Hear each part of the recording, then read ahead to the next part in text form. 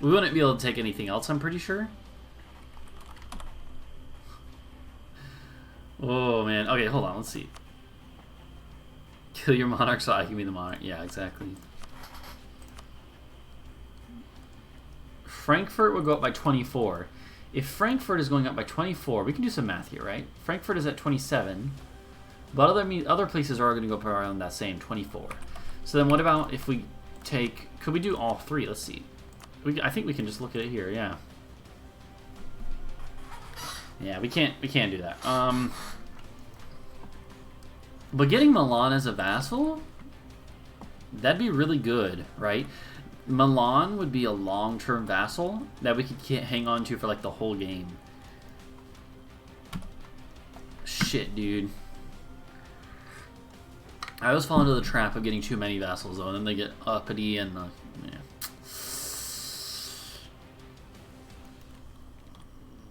I'm not gonna get a coalition. No, I'm gonna try to avoid a coalition either way. You know why it's so low is because I co-belligerized them. I forgot about that. When are we gonna have a better chance to do it, though? Right? Probably not a long time. Not ever, maybe. So we're doing it. We're gonna freaking yoink them. We could actually make them get rid of stuff to reduce the... No, it doesn't actually do that. Okay, never mind. Shit, dude. Why not? Why not have them as a vassal? There's probably plenty of reasons why not, but, you know. Yo, let's do it. Yas. Oh, shit.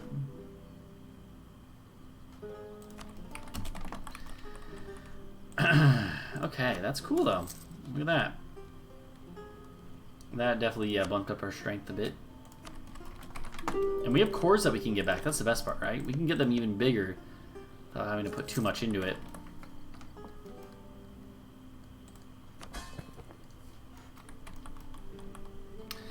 So, as far as this goes, though, I mean, we're not going to be able to take everything here now.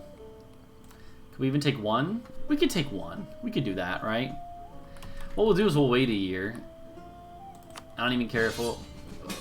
Oh, Lord, this is not good. We're about to be fighting the Ottomans. Oh, no, and Bohemia. Oy, oy, oy, oy, oy. Oy, oy, oy, oy, oy, oy. Oh, God. Okay, this is going to be interesting. Fuck it, we're accepting. But also, this is a... I'm not sure that they're going to win this one. I don't think Ottomans knows what they're getting themselves into. I do like that, Quinn, where you can make stuff uncolonized by killing everything. Yo, we are... This is Castile, Aragon, Naples, Hungary, and Austria versus the Ottomans and Bohemia. I don't know. I feel like we can win this one. It's not going to be easy, but like I feel like we can win. I feel like it's possible. What do you guys think? Who do you think is going to win this? Obviously, we should go down to speed 4 at the very least. Hey, subsidies. Hey, subsidies. We're going to be rich.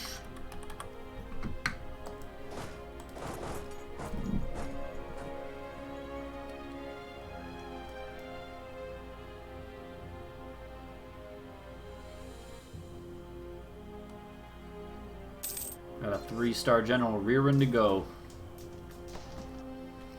Here's what we should... Oh, shit. You know what we should do? Hold on. I should have done this before I joined, obviously. No! I think they'll give the cores back, possibly. Wait, let's go. That's what we should focus on, though, there.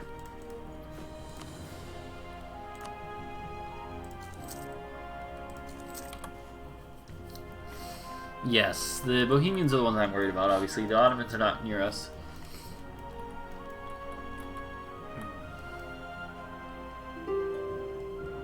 So if we manage to live this long, we'll be fine. Well, in December of this year, then we'll. Oh God, I'm about to sneeze. Hold on. If we can knock out Bohemia early on, then we can focus the Ottomans. I don't know. I don't even care about this part as much, right? This war's not really going to affect us at all, I don't think. But it could, if we lose our army, that'll affect us, right?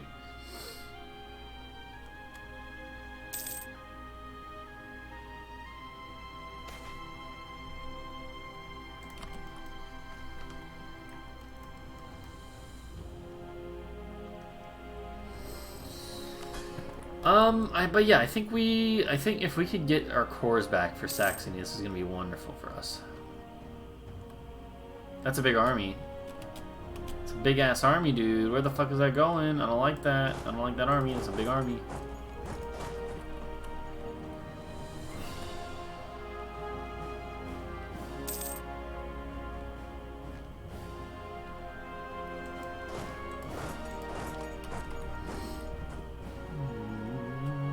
Fuck. Fuck. No. No, not like this. Help me, you fools. You bastards. You Austrian wankers. Can't believe I trusted you to defend me. Fuck. Are you shitting me? And stack wiped. Of course we just get stack wiped. Why wouldn't we? It makes too much sense. Of course we just get stack wiped. If I had made it one more day, I could have retreated too. That really sucks.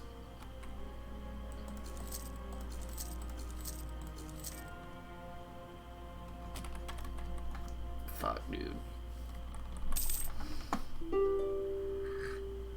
No. It's trust me. It makes way much more sense. Trust me. I'm an expert, obviously, and it makes much more sense to have 40,000 troops ish. When you factor it all in, sitting on a fort all together, it makes way much more sense to do that. Yeah. Why would you want to split it up between multiple forts? Why is it no? Why would you want to put it in a fort next to it that doesn't have progress going? No, that's fucking stupid. Are you kidding me? No. Why wouldn't you want to put them? Oh, near this other fort? No. Are you fucking kidding me? No. Okay. I'm sorry. Why though? Why are you guys uppity now? Is it because I lost my whole army? Anyways, obviously, I can be pretty dumb. God, it's fucking hot in here. Hold on, I'll be right back.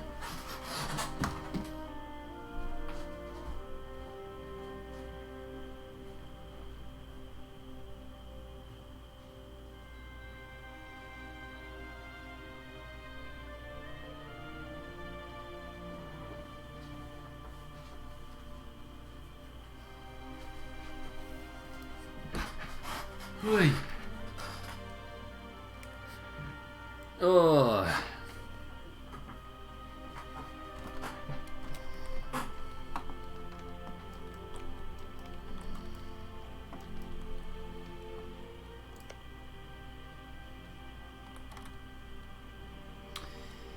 Ay.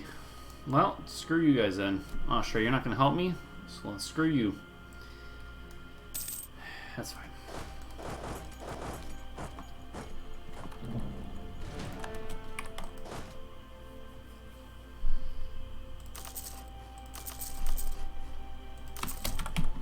There. At least I have enough manpower to do that.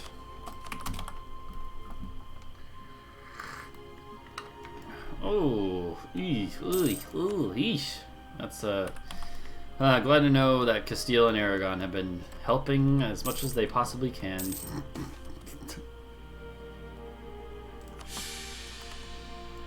Oh, actually, they were actually going down there apparently, so they actually are helping a bit, but still.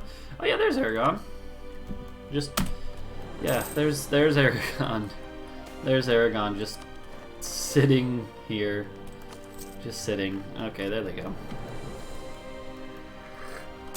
So that's the thing. Now Hungary's going to peace out because they're getting beat up. Even though if we wait a long enough time and let our allies help and get Bohemia out, then we could probably win. But like, are they going to do that? Probably not. They're stupid. So probably not.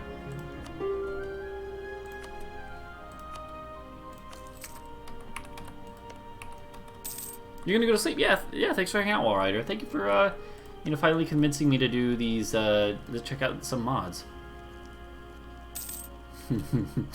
Thanks for hanging out. I very much appreciate it.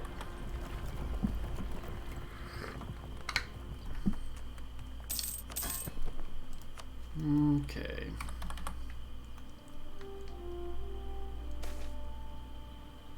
Ooh, that's good.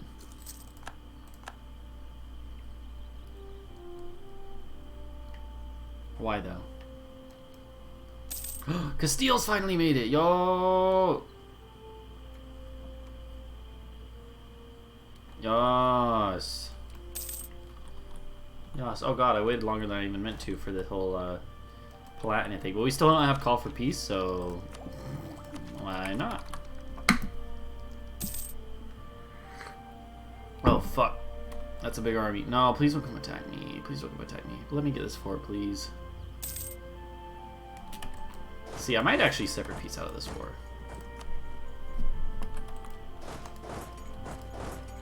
No. Oh my god, why would you? Let me take over the siege, you bastard. What are the real differences between American Spanish and Iberian Spanish? Quite a bit. I mean, do you want to go down this rabbit hole? I'm gonna warn you. I find this stuff very interesting, and I can get carried away. Do you want the long answer or the short answer?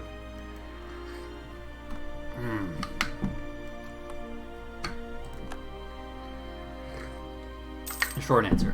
Yeah. So the short answer, still, I'll try to keep it short.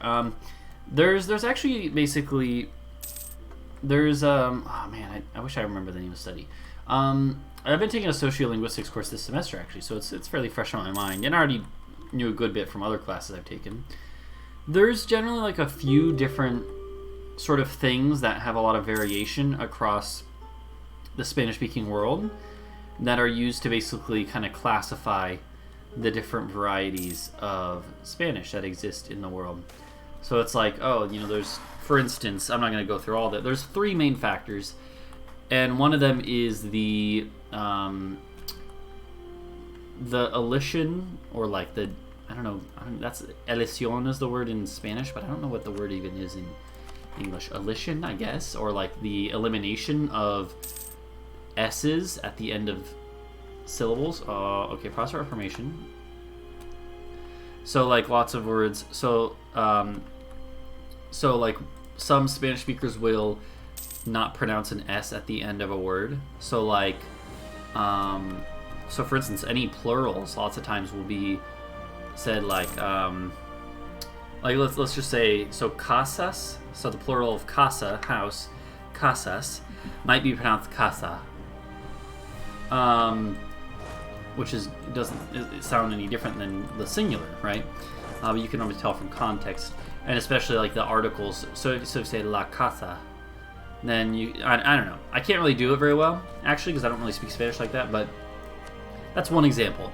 And there's two other types. But essentially, classically, what linguists did is they would essentially classify any variety of Spanish from any country based on these three factors. And based on these three factors, they would say, oh, well, the characteristics of this type of Spanish from this general region is this. And the characteristics from this general region of the Spanish-speaking world is this. And I say region because there is variation between every country, but with the overarching sort of differences, you can kind of boil it down to 6 or so regions, right? So there's like the Iberian Peninsula is one, right?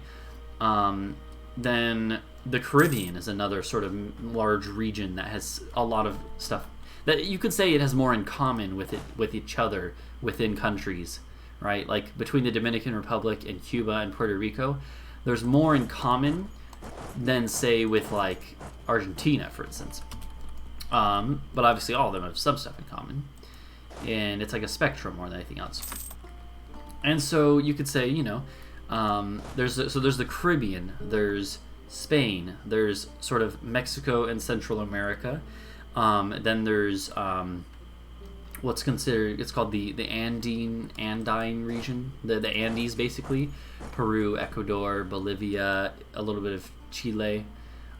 Then you have the you could call it the Southern Cone, which is so Chile is kind of put in its own group, and then the Southern Cone would be Argentina, Paraguay, and Uruguay. Although Paraguay is also kind of its own thing. So again, but yeah, basically those are kind of like the they quite pieced out. Wow, those are sort of the main groups, right? There's like, the Caribbean sort of has one. Okay, yeah, that makes sense. The Caribbean sort of has its own thing going on, and then different parts of South America each have their own different things going on. So yeah, it depends. As far as overarching differences, most places in the Americas, most places in the Americas have an info on Guarani influencing Spanish and Paraguay. Yes. So I don't think so. I don't personally know a lot about Guarani and all the stuff there. I do know that. So I know there's plenty of loan words and vocab there, but I don't know any of those words because I don't really know Paraguayan Spanish that well, or Guarani. There is, but like from a more meta level, when you look at like the influence of and the situation in the country, then it's Paraguay is a very interesting situation because it's actually probably the most bilingual with the native language out of any of the Latin American countries. You can, maybe Peru is also Peru, Bolivia, and Ecuador also have a lot of Quechua speakers. I don't think it's 95%. I think it's basically like a third of the country is Spanish monolingual, a third is Guarani monolingual, and then a third speak both or something like that. But it's a really interesting how like evenly it's split, and how there is. I'm pretty sure that it is that's like, I think those are old numbers. I think more recently it is more bilingual. So yeah, it's interesting. It's a very interesting situation. Ah, shit, I did not look at that properly. Fuck. You know what? Alright, let's do that. I don't know. I think there's a lot of different numbers and different sizes. I just know that it is very bilingual, yeah. And I think it's becoming increasingly bilingual.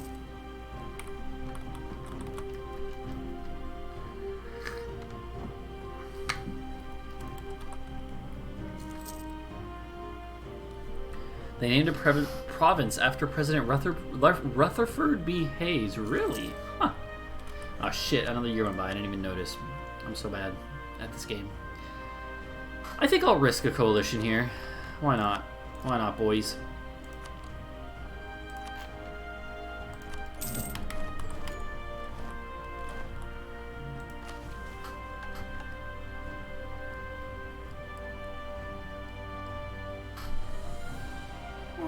Why don't we do that? Why not? Let's just do it. You can do it again?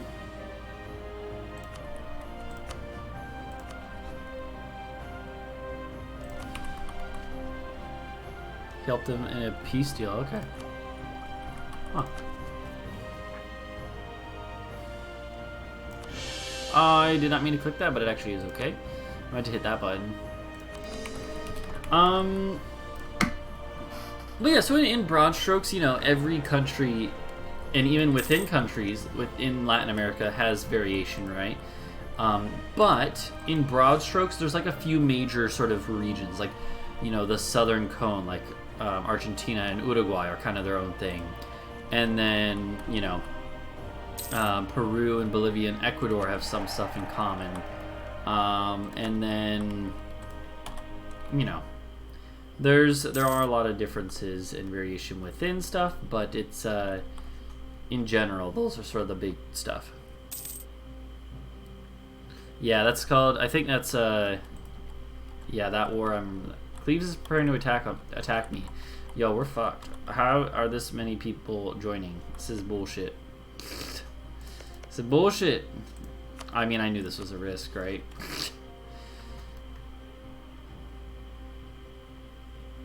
Hungary's not gonna defend me. I just realized. You bastards. Hungary is not gonna fucking defend me. Hold on. Hold on. Hold on. Hold the front door. Scotland. Here's what you do. You just ally everyone who's willing to. Oh, fight me now, bud. Fight me now, bud.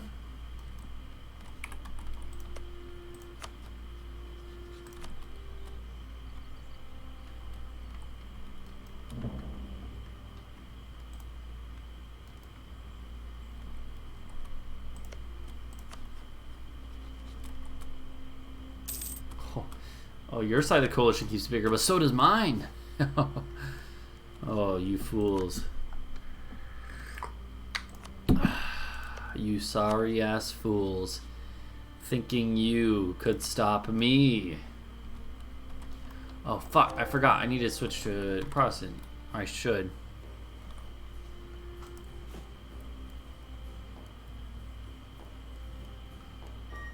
Oh, I could just console, you're right. Nah, I'm not gonna do that. But I could.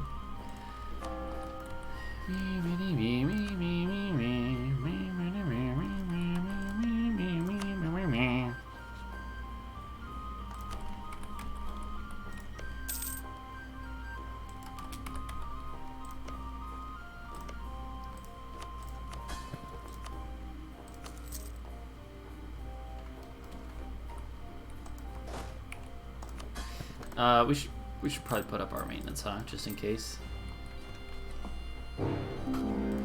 Wow. Okay.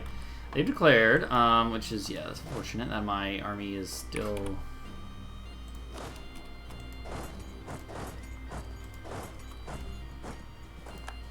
I'm surrounded.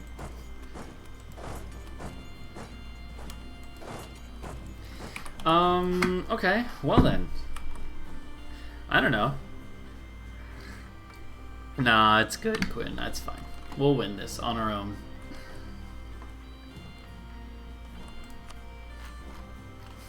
We have our own coalition assembled. So silly. I love it.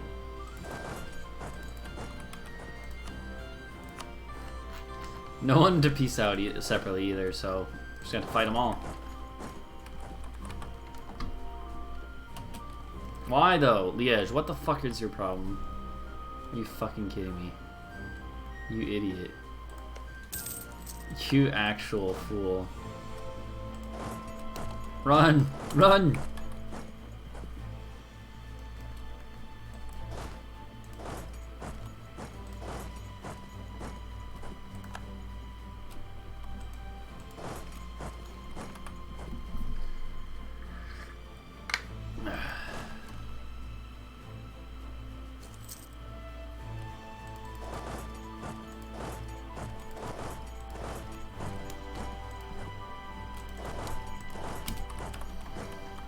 If you were a poacher, said, what does that make Dante or Shakespeare?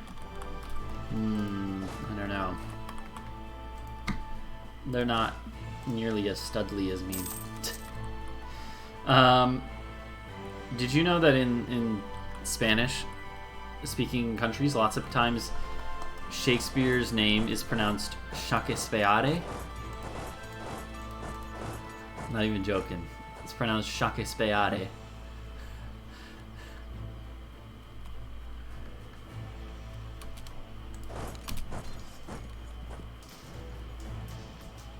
Vamos a leer Shakespeare.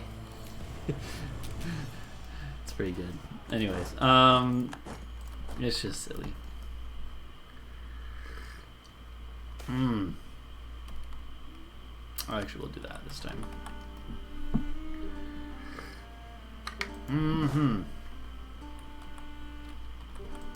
There's too many.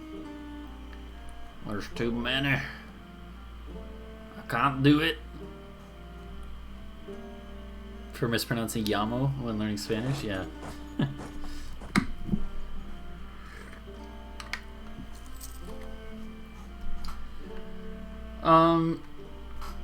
One really interesting thing is, so I've also been taking a historical linguistics class this semester. It's been very fun. Did you know that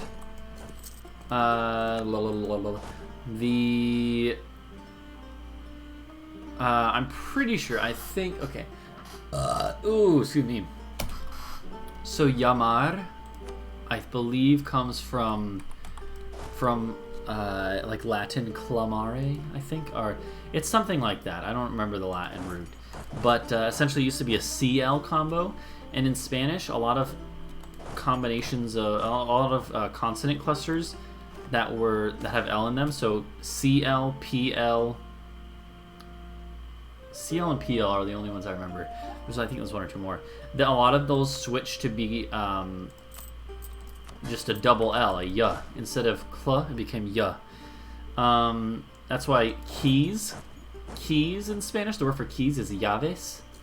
But it used to be claves. And you can even see that because there's a word clave. You can say, when you're saying something is key to understanding something, you can literally say clave. That's like key, and it literally means it's key for understanding something. And I'm pretty sure that llamar comes from, the verb llamar comes from clamar. And I'm pretty sure that's related to English exclaim. X is just like a prefix added, but claim, to claim even. I think claim might even be related. And then exclaim as a result. But you can see the connection more with exclaim, seeing as exclaim is like saying something, right? Just like llamar is calling someone something. So anyways.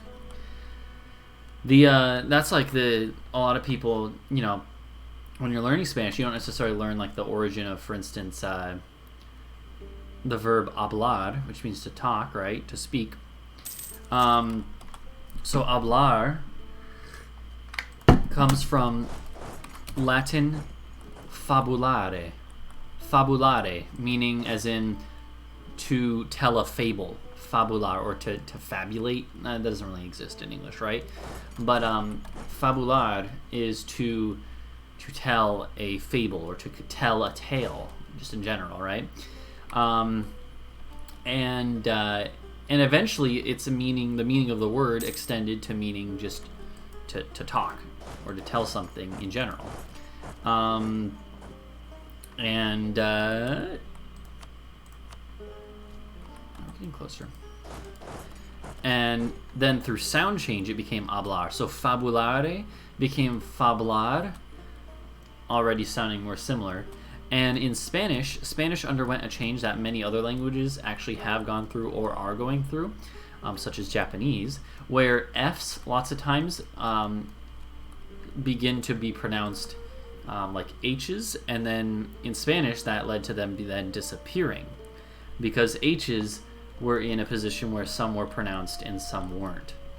And so because of that, when the F became the H, then it entered a battle between H's being pronounced and not, and in the end, the not pronounced H's won, which is why fablar became hablar, and then became hablar. So anyways, it's pretty interesting, right?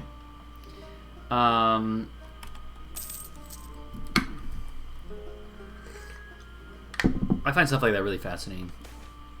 Sound change and stuff like that. There's some other cool ones. But yeah. They broke their sieges? You fools. In this case, I'm happy that they are so dumb. Can't believe we're actually going to win this one too, it looks like. At least we're not losing yet. There's a lot of times where there's like words that you might not even realize come from the same root in English and Spanish, but have evolved differently with the normal sound change of each language. They're very different as a result. I'm trying to think of some examples of that. It's farmlands, not woods like I was hoping, or hills or whatever. That's fine. Let's fight him anyways. That's Cleve's army. So if we can smash that army, that'll... we did. Look at that.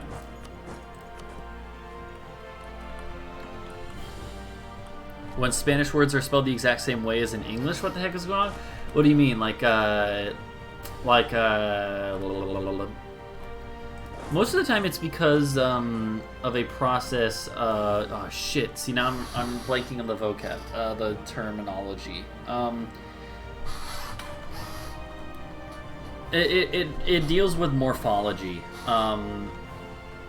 inflectional morphology. That's the word. So there's certain ways that you can inflect things in a language, right? So in other words, so like think about it like this, right?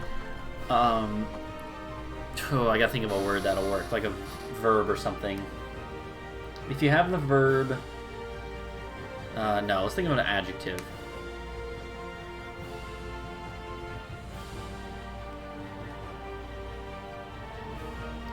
I'm trying to think of something that'll work. Alright, I don't know why I thought of this one, but it works. The verb to kill, right? Let's think about the verb to kill. Again, kind of dark, but you have the base word to kill, right? But then what if you want to say they are able to be killed? You're describing something and its property of killability. Well, you say that they are killable. Again, this is very dark. I don't know why I went here. But, right? And now you've made a new word with adding able, or, able, to the end, right? And when you say, but you can, able is not just something you add to just to kill. You can add it to really any word and make it blankable, certain verbs don't really work just because the verb itself doesn't make sense in the context, right? Like, I don't know, shittable, you can't really, well, you could even say that, right? But in general, adding able to a word means the property of being able to do this thing, right? And so it's the same ending. There are some irregular ones, I'm sure, for that. But in general, think about it, right? It's like the same ending that you add to anything to make it be the property of this thing. And so in Spanish, a lot of those are the same as in English. These sort of, I don't remember the word for them, but they're part of, they're inflections, right? Inflections that you add on to a different part of speech to turn it into something else, like to change a noun into an adjective or something like that, or an adverb to, or something into an adverb, right? Like ly in English, happily instead of happy. You change an adjective into this exquisite porcelain chamber pot is quite shittable, exactly. But you can change like an adjective into like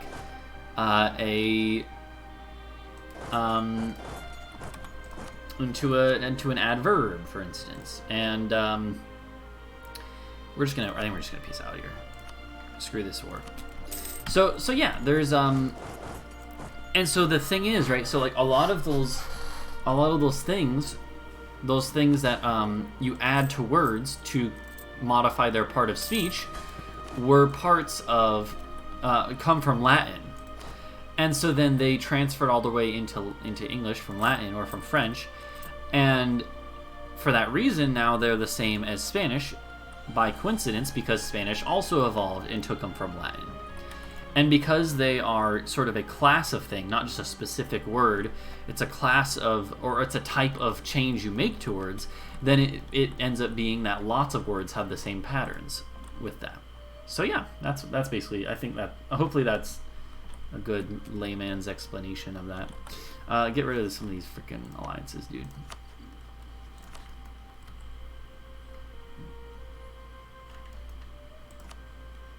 I do want to do that, but yeah, let's just go back to C4. But yeah, there's so like there will be a lot of words like that, especially in words that are taken from Latin. Most of the time, they're not pronounced the same, though, obviously. So, Liloin, and then Liège.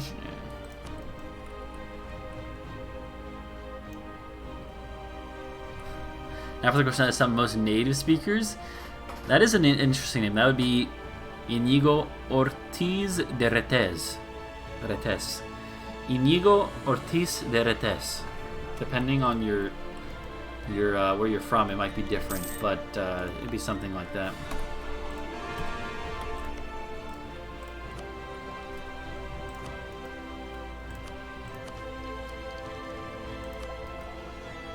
That is a weird name, though. Yeah, let's take this now. Frankfurt. Cologne. Gilda. No. It's a Basque dude. I was gonna say that does sound like a Basque name. Yeah, yeah. I think Inigo is a Basque name.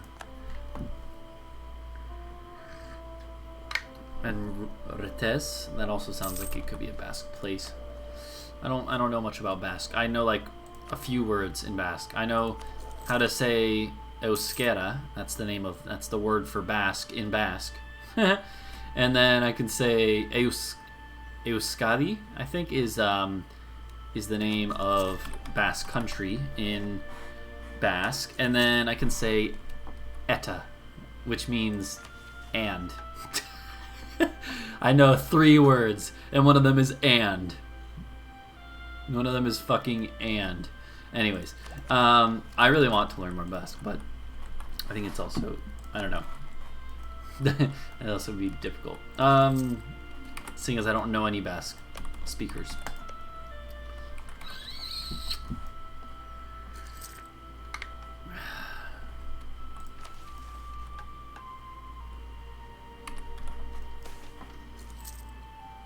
So obviously we're just gonna sit here, but oh shit, I forgot. We need to convert if we want to. Well, I don't know. Do we need to?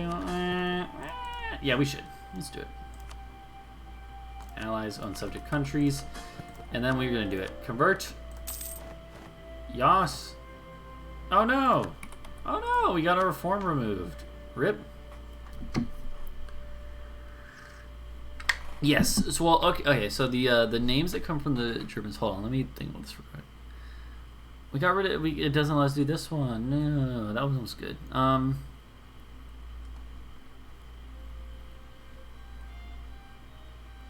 Ooh. Oh, that's rough. Oh, like that, yeah. Here, let's actually do this one. Why not?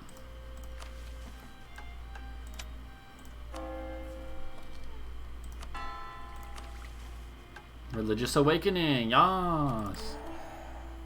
I don't know if I want to do this one right away.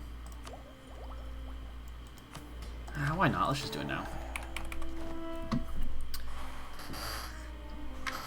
There's a theory. So in Spanish, we actually talked about this a bit in my historical linguistics class, and one of my classmates researched this for one of our units.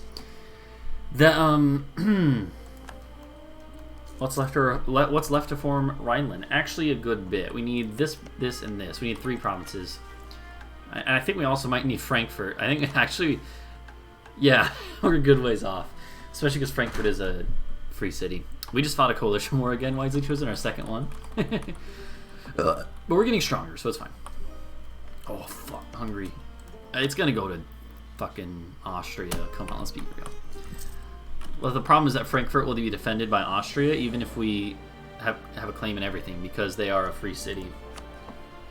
So it's basically... I guess that's what you're asking, right? Is like, who can we go to war with? I guess Cologne... It's still going to be a little difficult, but yeah, we could get to war through that. But not right now, though. We just fought off a coalition war. Anyways, so we talked about this in one of my... So Wisely Chosen, you just entered in a conversation about Spanish linguistics. I'm sure this interests everyone that might be watching on YouTube in the future. If anyone's watching on YouTube in the future, and you don't like what I'm talking about, or you find it boring, feel free to leave a dislike or a comment. I won't be offended. So Quinn asked the Spanish last names that come from Visigoth and Germanic peoples. So I believe there's a theory that last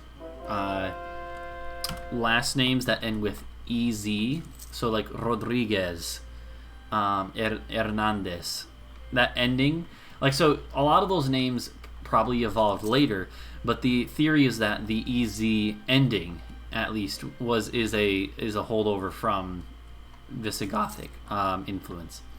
That the yeah, the easy ending added on at the end, because like Hernan, so like Hernandez, right, is from Hernan and then es added on, Hernandez, and I think the D is just there because it's easier to say that way. But yeah, the idea is that and then Rodriguez comes from Rodrigo, and then es, and it's like the son of Rodrigo, right?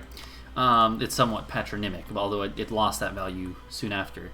But the theory is that it was a patronymic ending used by the Visigoths, or like taken from the Visigoths and put into ancient Spanish. But the problem is that some people think that the easy ending comes from the Germanic languages. I think that's what has the most support. But some other people think that the easy ending, yeah, kind of like son at the end of something, but it's es, for whatever reason. Some people think that it, most people think it comes from Germanic languages, but other people think it comes from pre-Roman languages, and that it's an older feature. And then some people think it comes from Basque and was an older feature. So it's and by pre-Roman I mean like, because Basque has also existed from pre-Roman. When I say pre-Roman, I mean like the Celtic languages or the Iberian languages that existed that we don't know as much about. So yeah, because basically in ancient Iberia, the theory is that there are basically three groups of people, ethnic groups of people or whatever, linguistic, I guess you could say. There was the Celts in like northwestern Iberia, the Celt Iberians, which are sort of like this area here of modern day Aragon, and then the rest is basically just called the Iberians. And we don't know much about Iberian language and stuff. We think it might be related to like Basque, but we have no written records of it, so it's just conjecture at that point. But the theory is that the es might come from the Iberian or the Celtic languages. Could come from Basque directly. It could come from the Visigothic languages. Anyways. So yeah.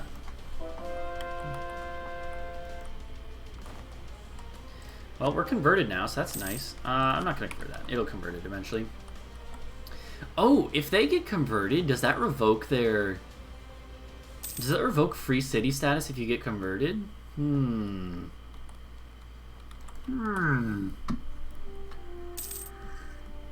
that's an interesting question, Quinn, but what do you mean by that? Because, like, the ethnic Spanish people, I guess the thing, right, is like, the Iberian people, I don't think have really changed too much. There's been other groups that have come in, right? Like, early on, you have Celts. Like, there's the Iberian, if we go back all the way to prehistoric times, right? You have a group of people that moved into Iberia, and we don't know what language they spoke, and they were called, you could just call them the Iberians, right? The native Iberians. The first people to reach Iberia, really, as far as we can imagine. And then you have Celts that come in later, or around the same time, right? And then you have, after that, you have Phoenicians. You have Greeks actually formed a couple colonies. They weren't even really colonies; they were more just like trading posts, right? But then you have the Romans. The Romans come in after the Carthaginians, which were descendants of the Phoenicians, right? And so you have different levels, and all of these guys are coming in. But I mean, how much are they actually changing? The ethnic group of native Iberians? Probably not that much, mixing in. And then you have the Romans definitely had the most impact and the longest reign over the area, and ending with, the language ended up spreading to all throughout the peninsula. Some places were more romanicized than others, like the eastern coast of Spain, as in Catalonia and Valencia were very, very Roman, with aqueducts and Roman roads still existing to this day. Whereas stuff like Galicia held on much more to the Celtic roots there, and they still have bagpipes they use in their music, for instance, right? But you know, in general, you know, the language changed throughout the whole place except in Basque Country. But then after that, of course, then you have the Visigoths coming in.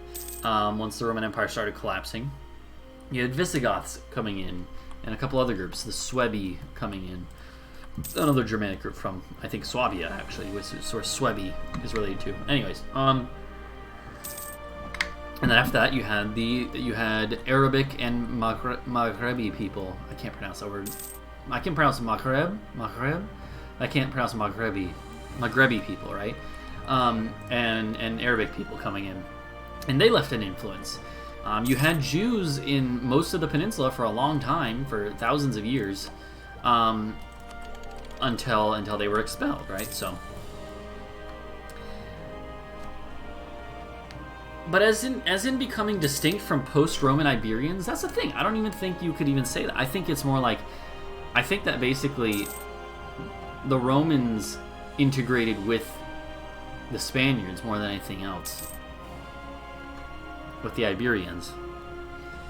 But I'm not really an anthropologist either, right? So, like, you know, my focus of study is more linguistics, and a lot of that stuff is sort of more like genetics or even or anthropology. So Hungary is useless, man. Calling in Austria would be good, but yeah. I think maybe we should just like eat Saxony, because I'm like, I don't know. I wish I could ally Poland. We should try. We should see if we can.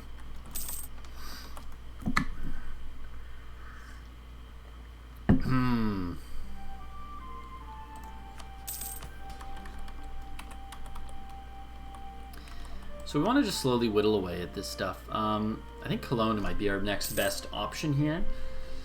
Würzburg, Liège. Okay.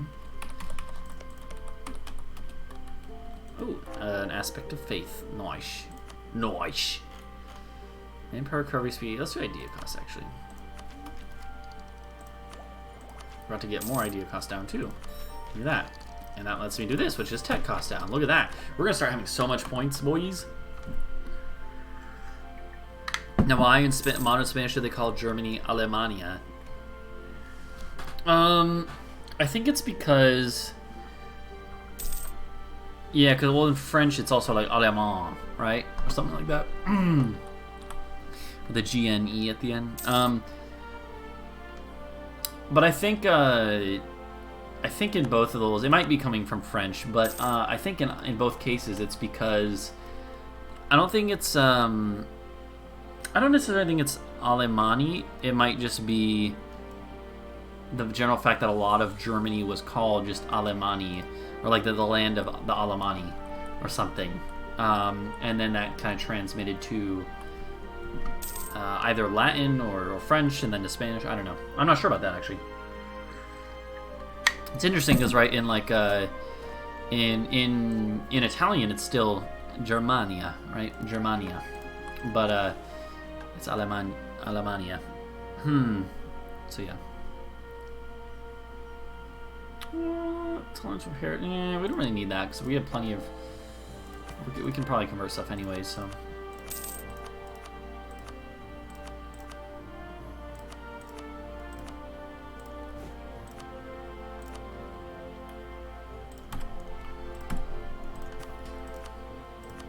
Should have done a general.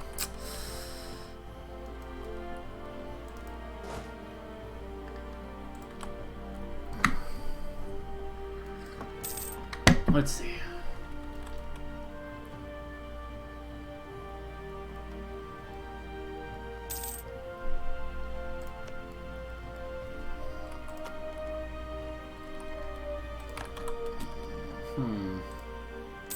Oh, see, Frankfurt. No, they can still be a free city. Gosh darn it. I thought I might remove their status if they flipped religion, but nope. Does not seem to be the case. Okay, that's fine. Oh, this is Rhenish. I thought this was Westphalian. You know what? I think it culture converted. So I'm pretty sure this was Westphalian. I think we're going to attack. Yeah, we're going to attack Cologne. Don't worry. I'm just kind of... thinking about my options. Weighing my options, so to speak. Fuck, I lost that claim. Yeah, okay, so this has definitely been converted, I guess, naturally, or I doubt they did it with points. I think this naturally converted with the mods that make it so that culture can change naturally, because if it had already been Rhenish, I would have been able to, I would have gotten a permaclaim on it because it's a neighboring Rhenish cultural province. So here, before we go to war, I want to try to do this.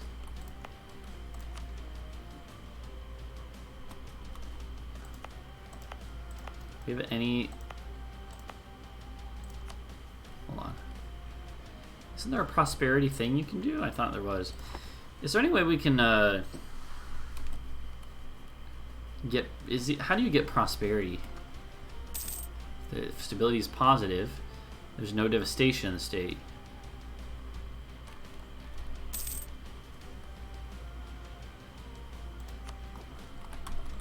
Huh.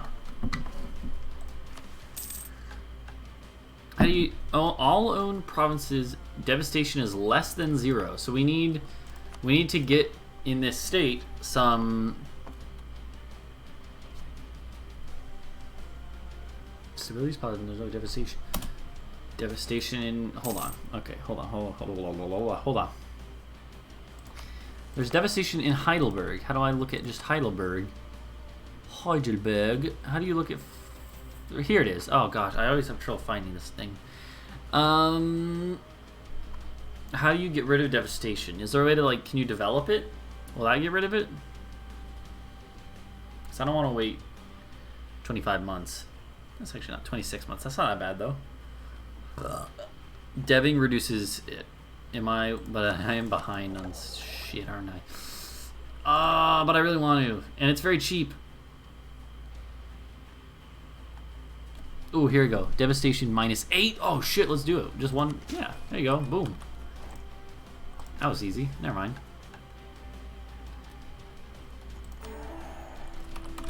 And we get permaclaims now. Yeah, that's what I mean. I think in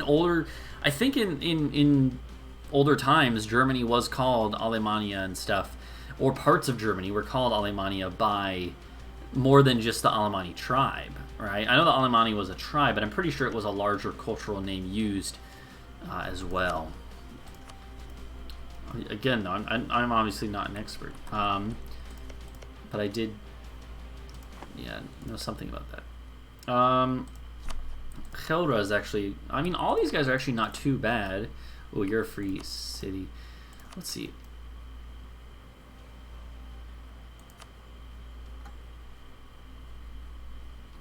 Oh, this is interesting that in Middle English it was that though.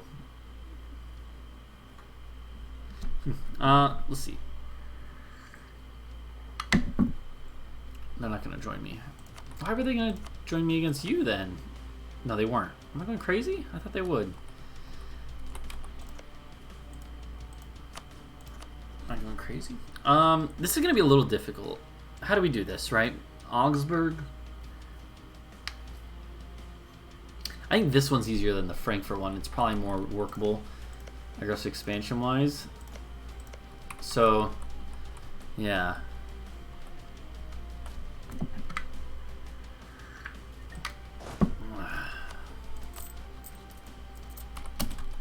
Yeah, here's what we do.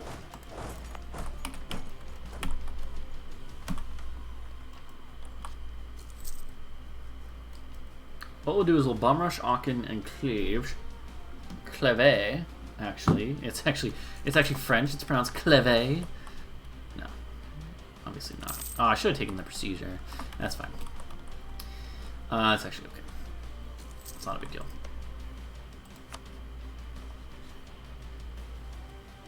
The Emperor has recently gone to war. You kidding me? You kidding me? You got to be kidding me. There we go. I don't. Well, no, we shouldn't co-belligerize Aachen, but we. Does co-belligerizing count for the purposes of free cities? Do you guys know? Does anyone know off the top of their head? Does that count? It does. Ah, fuck. Fech. Ooh, but Austria might not even defend soon. Let's wait. Let's hold off a little longer. I know you guys are like, oh, just go to war already. No, we want to make sure it's a good war, though.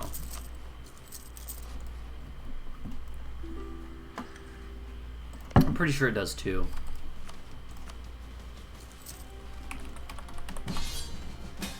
Fuck me. Hungary's getting beat up again. It's the same war, like exactly the same war. It's fucking... It's gonna be Spain and Hungary and Austria and myself against Bohemian Ottomans again. And last time we lost, so we're probably gonna lose this time. I don't know. Let's wait a sec to see if Austria joins.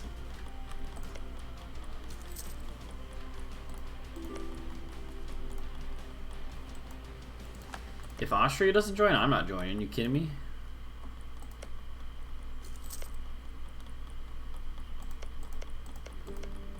Oh, okay, well, I guess that makes my decision for me. Never mind. Well, you know what? Screw Hungary. They just basically cost me resources. I'm gonna switch them out for Poland. The Navajo refer to Germany as metal cap wearer land. Huh. Interesting. Metal cap wearer.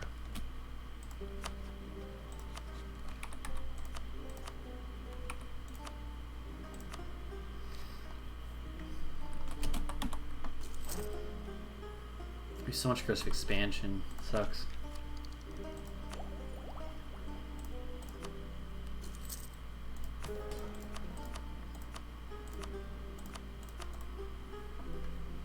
I mean, what metal caps is it referring to, though?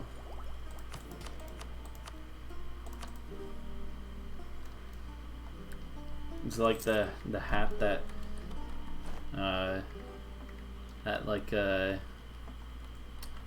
what's his face from the Victoria 2 cover is wearing?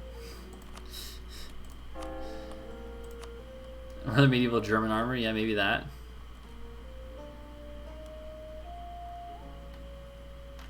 Let's do like manpower cover. Let's do morale actually.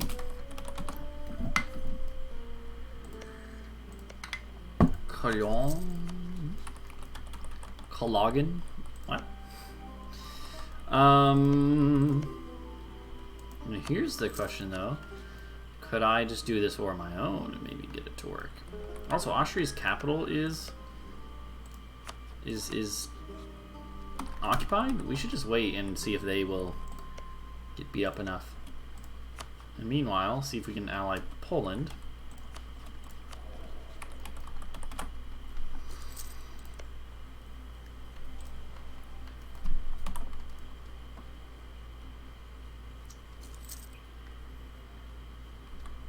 It'd also be good if more people get converted around here, which there's 3 centers right here.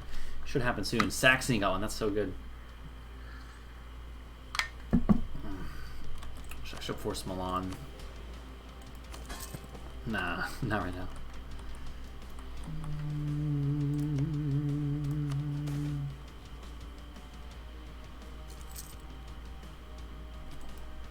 I'll fucking fight rebels in mines. I don't care. I don't care, bud. Hell yeah, bud. Got manpower. I mean, so that's the thing, Quint. Quinn. I keep saying Quint, like Quentin Tarantino. And then I'm like, no, it's just Quinn. So like, here's the thing. So I watch a YouTuber named Matt Colville. Really cool guy. Does videos on how to DM for Dungeons and Dragons. But he also talks about like a lot of other things that come into play, because D&D is kind of a game about like representing life to a certain extent. And think about it like this, right? And this is, he said something once that really stuck with me. That it was said by someone at some point in time, some philosopher, I don't remember who, But war is the default state of being, right? War is the default. We shouldn't look at war as like random events that happen outside the norm. War is the norm, and periods of peace are the exception, right? So I think that it would be easier to name. Yeah, I think like constant war is the default. It's a lot harder to just So your question is a hard question basically, because I don't think there's many modern nations whose history isn't constant war. I think any modern nation really that's existed for any period of time is just wars until you reach like the 20th century at least, in which case, and even then there's still wars going on. So I feel like we should do this, but at the same time I'm like, we've got all of aggressive expansion. It's fine to just stay here. Yeah, I guess Switzerland, the Swiss. I mean, Luxembourg just got steamrolled in World War II, though. So, I mean, I know they didn't declare it, but they were in that war. I'm sure Liechtenstein has been in some wars.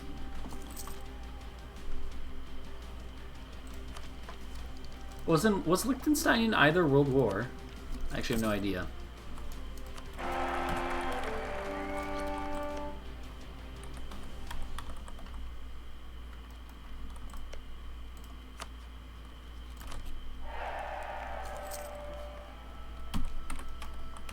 The Austro-Prussian War. Okay, wow. I saw a story on Reddit. Like there was like a TIL, like a Today I Learned on Reddit at one point. I was like, today I learned about how a Liechtensteinian, it was either Liechtensteinian or Swiss, like some mercenary company a long time ago, went into like northern Italy, didn't fight anyone, went to a bar, and then like came back to Liechtenstein with one more troop than they left with. Anyways, I need to go pee, so I'm gonna go pee and maybe get a snack, and then be back in like a second. So, all right, be right back, guys.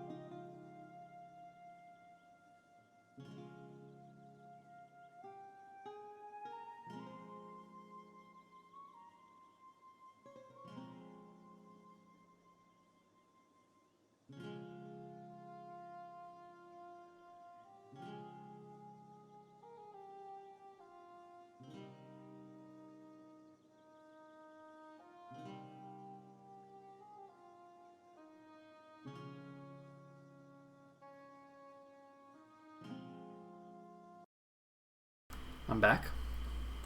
Welcome back.